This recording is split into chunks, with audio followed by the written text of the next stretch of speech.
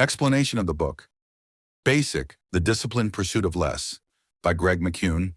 Introduction to the book. The book Basic, The Disciplined Pursuit of Less is one of the books that aims to change the way we think about productivity and success by focusing on only the essential things and getting rid of the clutter and unnecessary busyness. The author, Greg McKeown, explains that most people believe that success comes from doing more, but the truth is that real success comes from focusing on the few things that have a real impact. This book is an invitation to rethink how we use our time and effort so that we do not distract ourselves with things that do not add real value to our lives or our businesses. Chapter 1. The Essence of Essentialism. Why should we choose?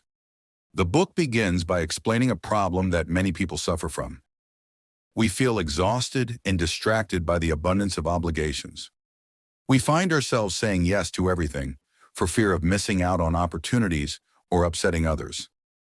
We get caught up in daily tasks without thinking, leading to low productivity and constant fatigue. What is the essentialism approach?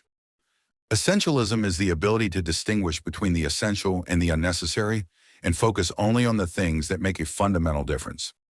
Unlike the traditional approach that pushes us to do more, the essentialism approach focuses on removing all that is unnecessary, making our lives clearer and more efficient.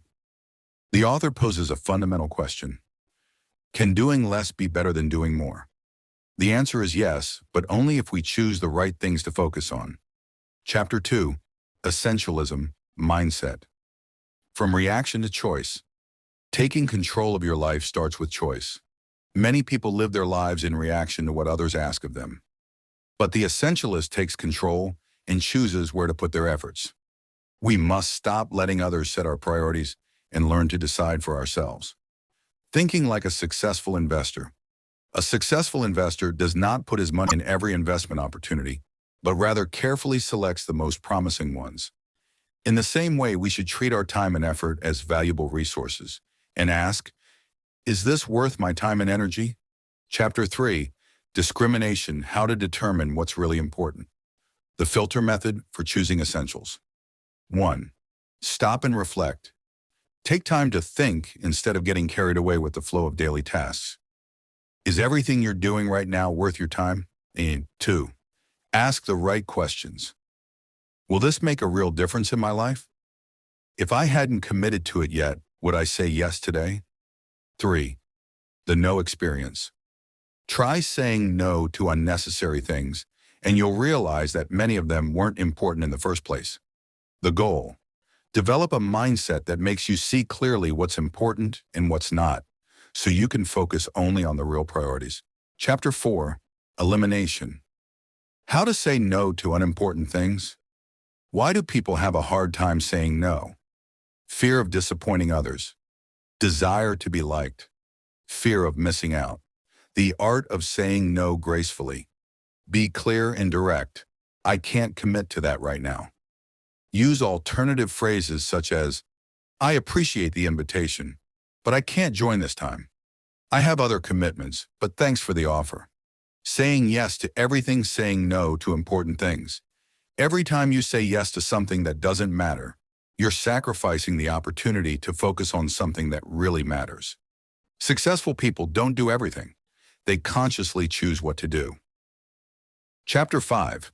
Execution, How to Build a System to Maintain Essentialism. 1. Remove obstacles. Instead of trying to work harder, remove the obstacles that are holding you back from success. If you want to exercise every day, put your exercise equipment next to your bed. 2. Repetition and routine.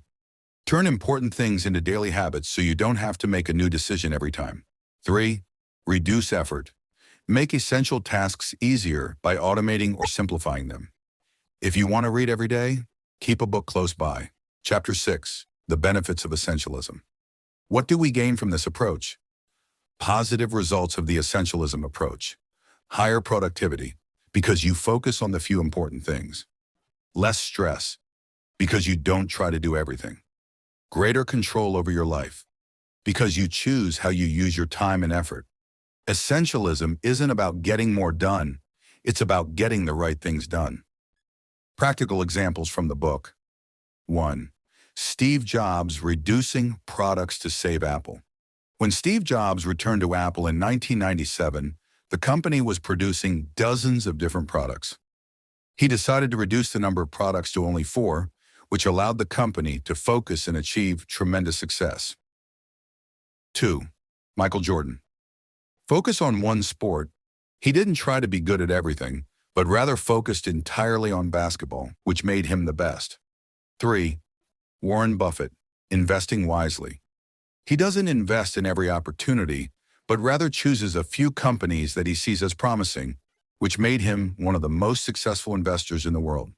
Conclusion. How do we start applying the basics? Practical steps. 1.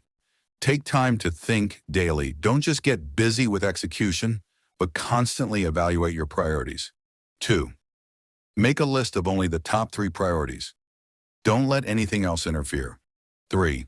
Start saying no to unnecessary things, even if it's hard at first. 4. Create a routine that helps you maintain the basics, such as daily habits and a strict structure to your day. Final summary. We can't do everything, so we must focus on what brings the most value. Learn to say no to everything that doesn't serve your core priorities. Remove obstacles and create routines that make the important things easier. When you adopt this approach, you'll feel more free, more productive, and more in control of your life. Primacy isn't about doing more, it's about doing the right things. Final summary. We can't do everything, so we must focus on what brings the most value. Learn to say no to everything that doesn't serve your core priorities. Remove obstacles and create routines that make the important things easier. When you adopt this approach, you'll feel more free, more productive, and more in control of your life. Primacy isn't about doing more, it's about doing the right things.